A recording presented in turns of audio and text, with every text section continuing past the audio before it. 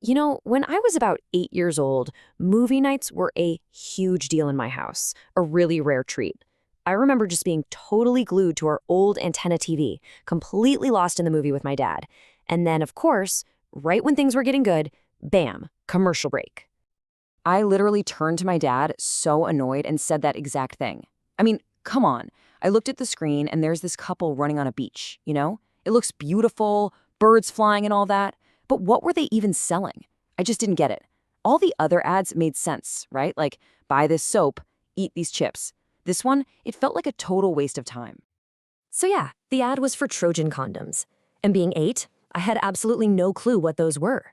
To me, this commercial was just nothing, a 30-second long blank space that was keeping me from my movie.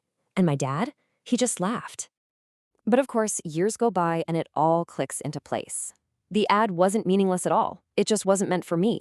Not then, anyway. And this is such a huge life lesson, isn't it?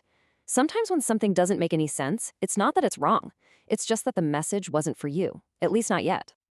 And this same idea, it plays out everywhere, especially when you look at sports, at what it takes to be successful. There's no single recipe for greatness. There's no one-size-fits-all playbook. And to really see what I mean, let's look at 3 absolute legends. Okay, first up, Zlatan Ibrahimović. When this soccer god joined the LA Galaxy, he didn't just, send out a press release. No.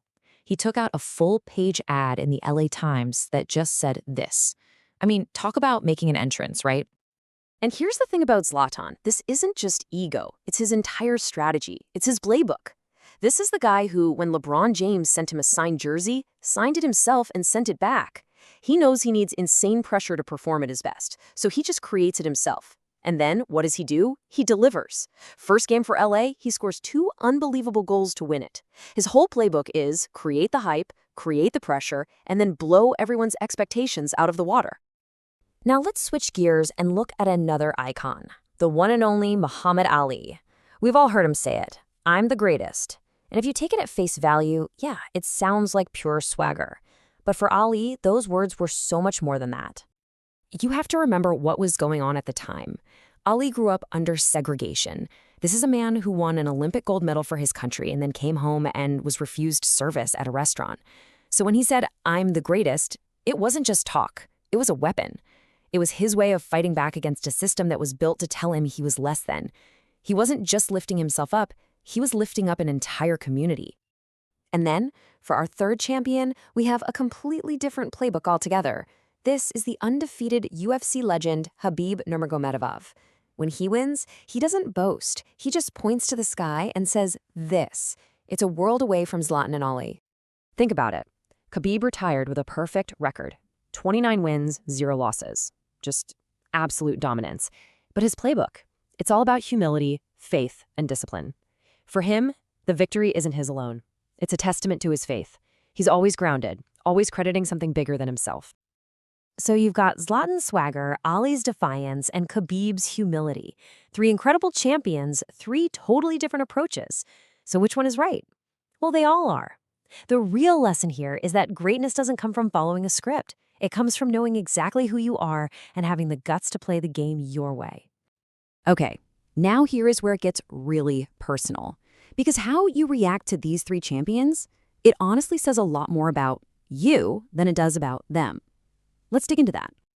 Just think about it for a second. In soccer, are you a Messi person or a Ronaldo person? When it comes to fighting, are you drawn to Conor McGregor's trash talk and flashy style, or Khabib's quiet, disciplined dominance? The athletes you admire, the ones you root for, they often reflect the values you hold deep down. And this is a really powerful shift in how we think about things. The goal is not to sit around and judge which playbook is the best one. The real question, the one you should be asking yourself, is this: which one works better for me? What style actually connects with who I am? And this whole idea of finding what works for you, well, it goes so much deeper than sports. It's maybe even more important when we talk about the big stuff, like our spiritual beliefs and our personal philosophies on life. I mean, think about it. I've known people who grew up Christian, converted to Islam, and found this incredible sense of peace. And I've known people who went the opposite direction, from Islam to Christianity, and found that exact same feeling. I know a woman who fought her own family to become a Muslim, and at the same time, her new brother-in-law fought his family to become an agnostic. Their paths seemed like total opposites, right? But both felt like they were finally on the right track. This is why I just love this analogy. Think of all the different religions and philosophies out there, like a giant restaurant menu. There are so many options. The dish your friend orders and loves might not be the right one for you. Your goal isn't to just copy someone else's order. It's to figure out what truly, genuinely nourishes your own soul. And all of this brings us to the final and I think the most important takeaway. Life is always going to throw those commercials at you. Messages from society, from your family, from culture, all telling you who you're supposed to be. Some of them might connect with you, but a lot of them, well, they'll be like that condom ad from my childhood. They just won't make sense.